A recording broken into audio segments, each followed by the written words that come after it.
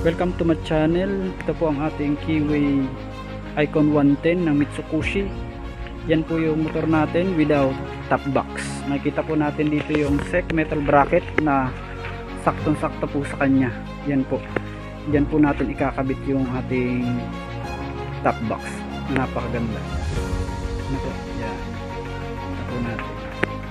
Yan. Meron din po tayo dito nilagay na rosary para sa pag-iingat po natin sa kalsada. Ano po? Ito din po yung lagay ng ating cellphone kung gusto niyo pong mag-vlog katulad ko. Kaya just like, subscribe ang Mat channel. Thank you po sa lahat. Thank you. Kita po natin ganyan po ang tunog ng Kiwi Icon 110. Nakita po natin yan, napaka-smooth po niya po natin. Yan, ito po yung low beam nya, low beam po yan ha, low beam. Yeah, high beam po natin, check po natin. Yan na po ang high beam nya.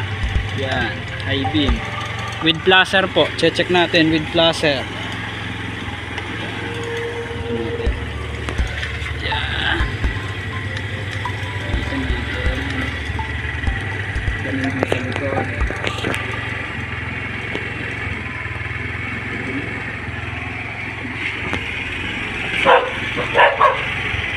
Yan po. Ito po natin yung sa likod. Busina po niya. Yan po. Okay na okay po siya.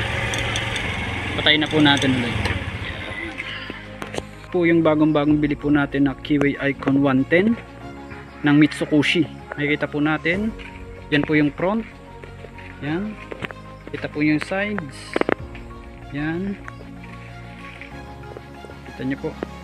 May design din po siya dyan. Makikita nyo yung icon. Yan. At siya po ay Euro 3 na po, certified clean emission. Kita nyo po yan. Yan. Mags na po ang gulong nyan. Kita nyo naman po ang ganda. Yan. Kita nyo po. At with attachment na po siya ng ating top box. Kita nyo po yan. Box, bagay na bagay po sa kanya. Kita nyo po. Yan. Meron din po tayo dito ngayon na helmet po natin at mga gear po natin. Nandyan po ang knee pad, nandyan po ang elbow pad, nandyan din po yung hand gloves natin para hindi po madulas sa pag tumatakbo na po ang ating mga motor. Yan. Kita po natin, napakaganda po ng Kiwi Icon 110, lalo po pag siya ay nananakbo na. Madali po siyang isingit sa mga ano po natin, sa kalsada. Napakalambot din po niya.